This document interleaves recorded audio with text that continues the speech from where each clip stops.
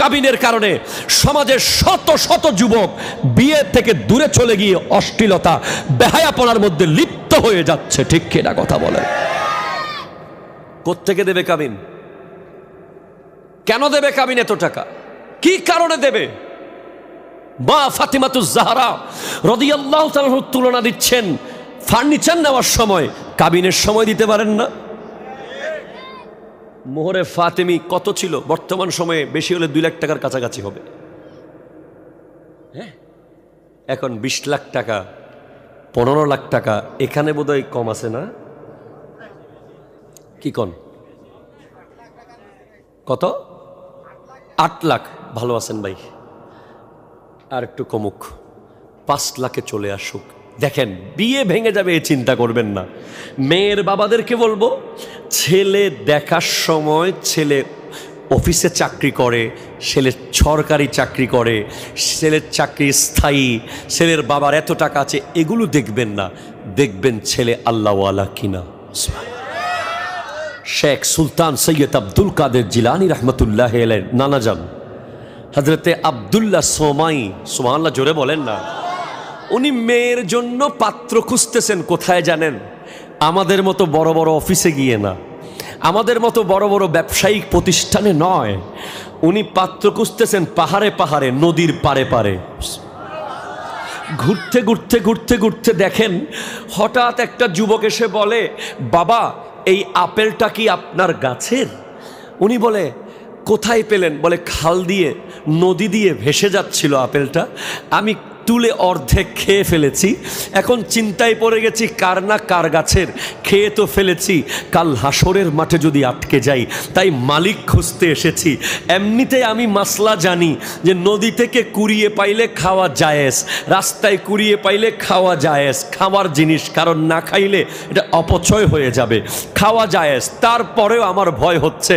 বাবা বলেন তো, এই আপেলটা কি আপনি মালিক? যদি আপনি মালিক হয়ে থাকেন আমাকে একটু মাফ করে দেন। তখন তিনি মনে মনে বলতেছেন, হযরতে আব্দুল্লাহ সোমাই বলে, মেয়ের জামাই তো পেয়ে গেলাম।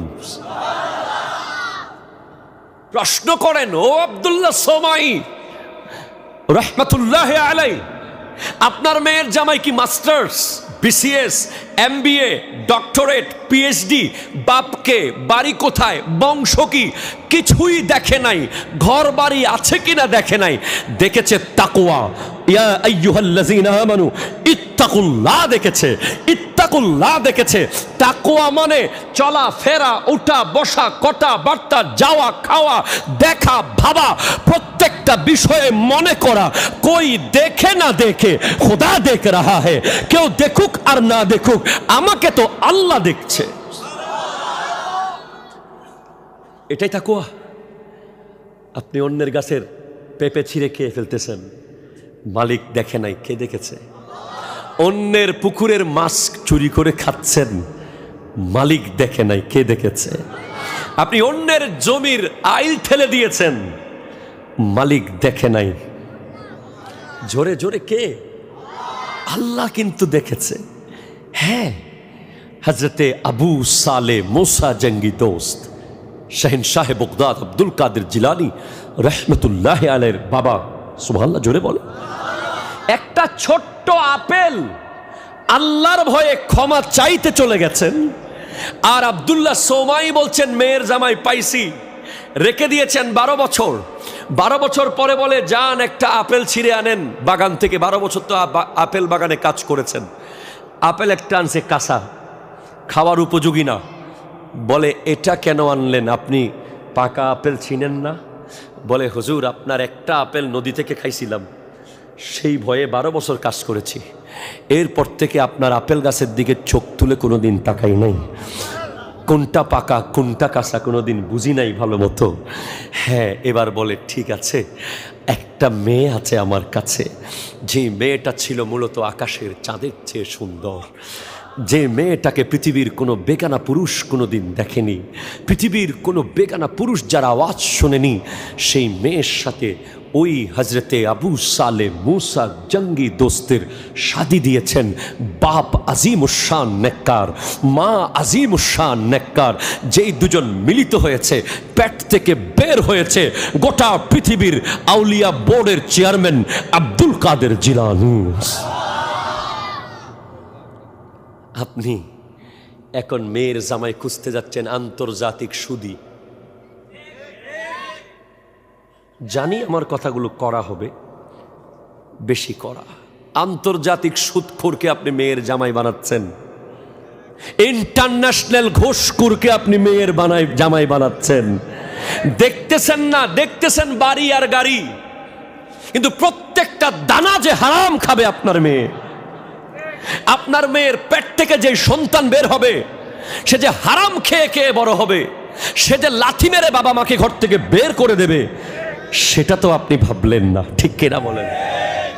এখন মসজিদের ইমাম সাহেবের জন্য যদি মেয়ে দেখতে যায়, কি হাবাইবু ইমাম সাহেব আর কি হাবাইবু? ইমাম সাহেব হটিয়া ফায়, খতিব সাহেবে মুয়াজ্জিন সাহেব আর কয় টাকা বেতন পায়? আমার মেয়ে না ভাই, ভালো প্রস্তাব আনেন, দেয় না, ঠিক কিনা বলেন? ওরে বেটা, ইমাম সাহেব আর মুয়াজ্জিন সাহেবের 1 টাকার সামনে একজন সুদখোর আর ঘুষখোরের 10 কোটি টাকা দিলেও ওই 1 টাকার মূল্য আল্লাহর কাছে সবচেয়ে বেশি, ঠিক কিনা কথা বলেন? সেজন্য প্রথম দায়িত্ব বাবাদের একটা নেককার ছেলে খুঁজে বের করা।